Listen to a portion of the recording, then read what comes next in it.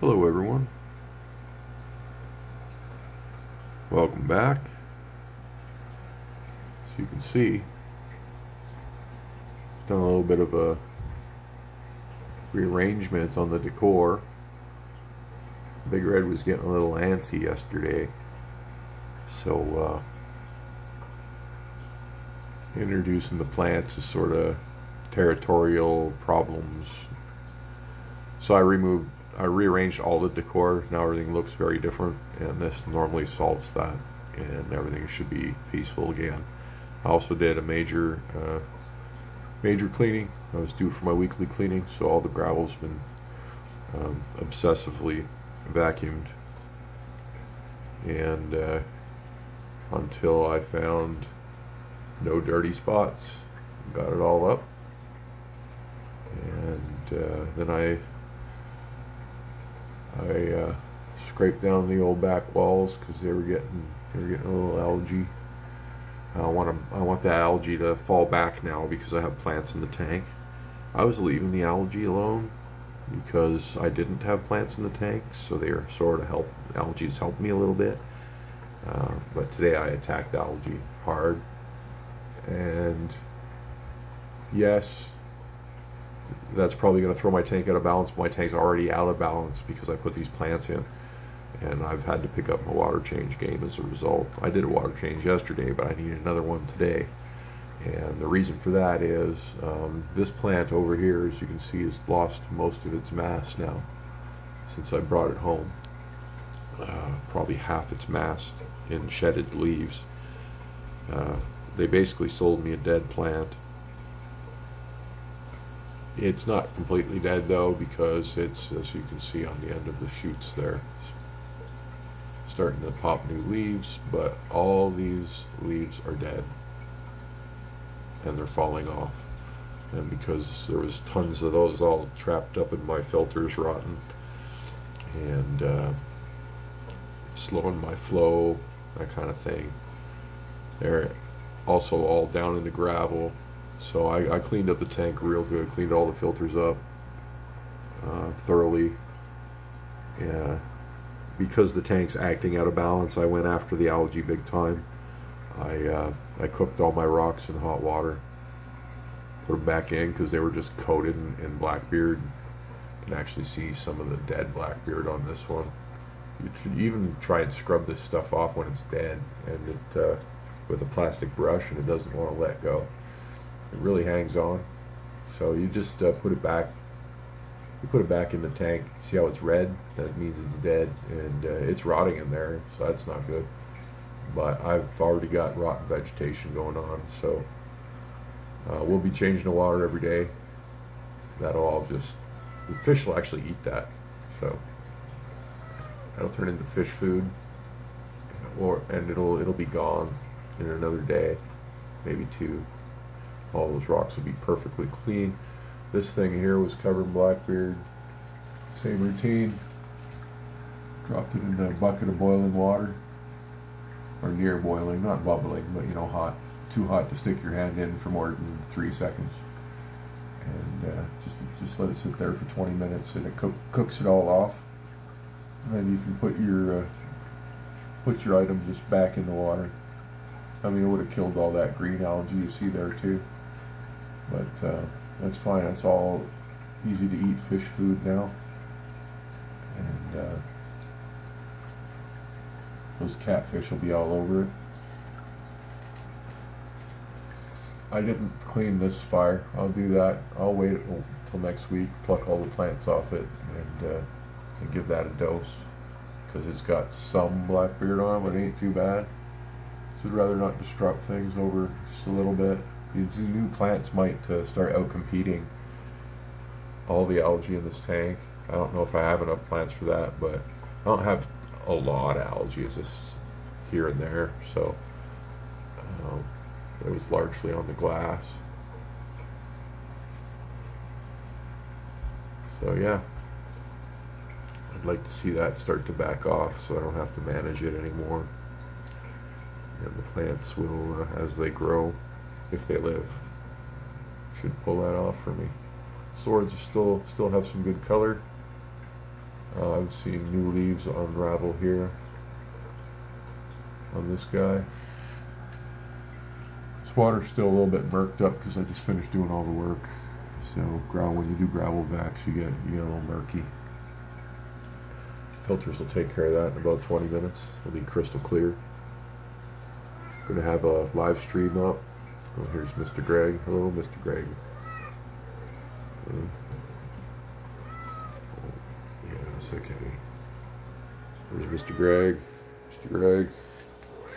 Now. And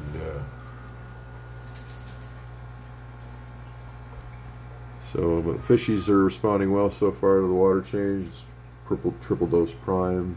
It also sat with a double dose prime in the quarantine tank for a day. So there's a lot of prime going on in my world right now.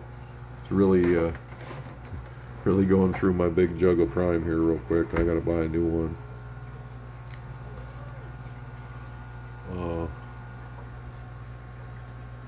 But gotta keep them safe, so that's what we're doing.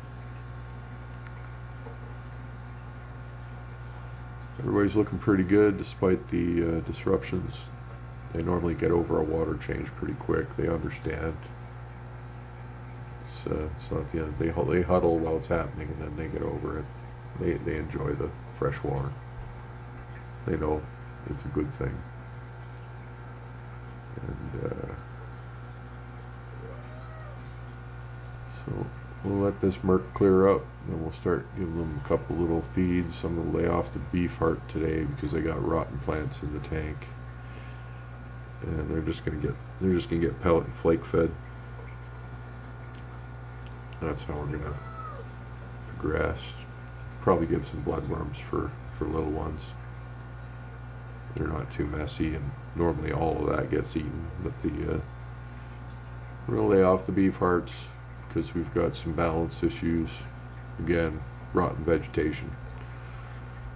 Doesn't take much, eh? When your tank's always the same, even just throwing plants in, if they weren't rotten, is enough to, it's new. The bioload changed, so I have to be cautious for the next week while the plant situation is absorbed into the tank's routine. And everything rebalances itself. How did I notice something was wrong? Well, my water was okay. It looked right, but my bubbles weren't popping nearly as fast as they should. They were carrying all the way over across the tank, and there was also like small particles floating on top of my water. I never see that. So that's probably, decomposing plant matter floating along the top.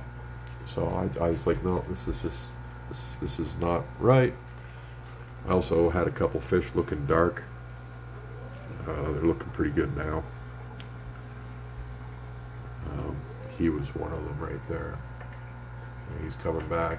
So give this water an hour to circulate, and the pH will settle out, and everybody will be happy.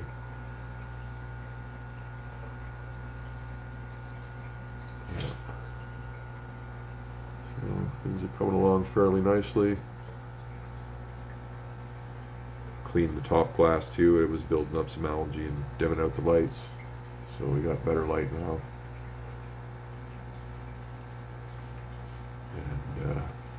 And everything's good till next week. Then I do it all over again.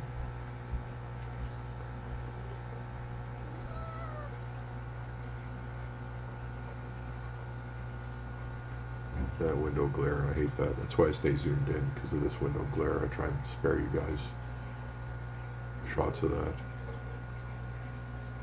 Nothing I can do. I mean, I guess I could cover the window, but I like the light in my kitchen, so I'm not doing that. We just do this instead.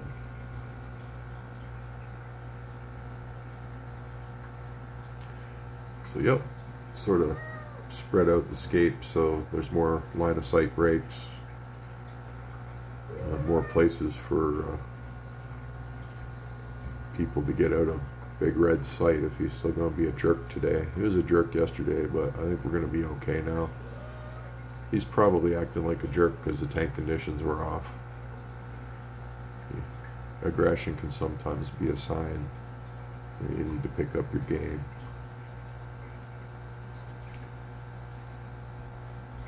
You have a bunch of fish to get along and they start beating the shit out of each other. Start checking your water, or just forget it. It's a sign. Just start water changing.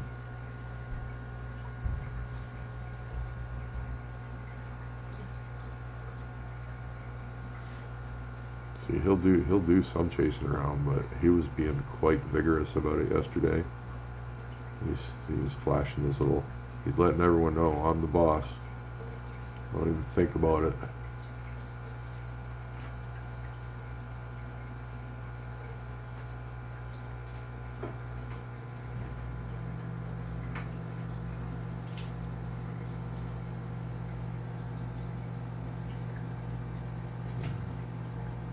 Her color's looking good. She's still a little hidey. If I pull out the bloodworms though, you'll see. Catfish are out. They're happy. Probably eating up all that scraped up algae came off the glass. They like that stuff. They're gonna eat the dead blackbeard too. It's good food for them. Beautiful fish. They can be a little secretive. If I'm moving around in the kitchen, they'll hide. But I've sat still long enough that they've come back out. When I put up the live stream, you'll see a lot more of these guys. Because I'm not in the room, so then they're out doing their thing. And it's really cool because you'll see them, sometimes they'll come up and clean the discus. Maybe they're just feeding on the slime coat, but whatever they're doing, the discus don't really mind it. It's not like an aggressive thing. I think it's, these fish are known to do that. The cuckoo catfish, they're known to look after their host cichlids because they're sort of a parasitic fish. They use cichlids to raise their young, so they have a vested interest in maintaining the health of their host cichlids. And they'll groom them as a result, and that's what they do. So it's sort of, there you go, you just saw one. See that? See that? See that? Right there. You just, I wish I was zoomed in a little more, but that catfish just went over this blue guy's side, just gave him a once over. And the blue guy just totally let him do it, because he's not hurting him. He's just, if there was like a little piece of dirt or even a parasite on him, the catfish will clean it off him. And those catfish are expensive. My lovely daughter bought them for me as a surprise, because she works in the pet industry and she knows all these wonderful things about fish. And so she brought me these, and she says, "Dad, these are really hard to get. Here you go. I got you 3." And normally she hides the bill from me, but she forgot it in the bag, and the darn things were $86 plus tax for just 3 of them. So she blew over $100 on just those 3 catfish. But I'm glad she did, because this whole them cleaning my fish thing, it's just another layer of protection from my discus.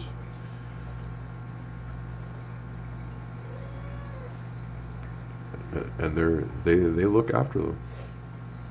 Keep an eye out for it in the live feeds. I'm trying to be real still and see if we get another attempt here.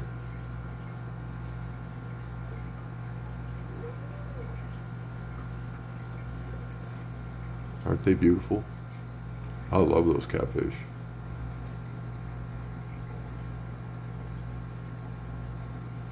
The pygmy cuckoo catfish. It's got some weird scientific Greek name that I can never pronounce properly, so I won't even try it.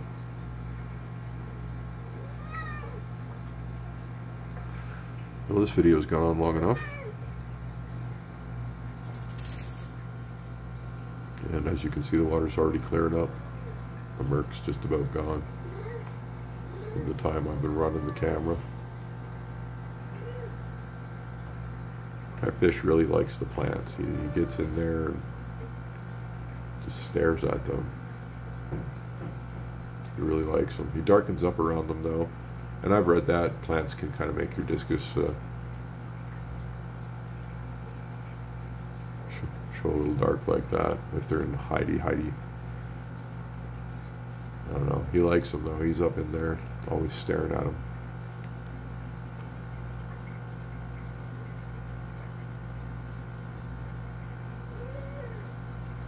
Hope you have a wonderful day.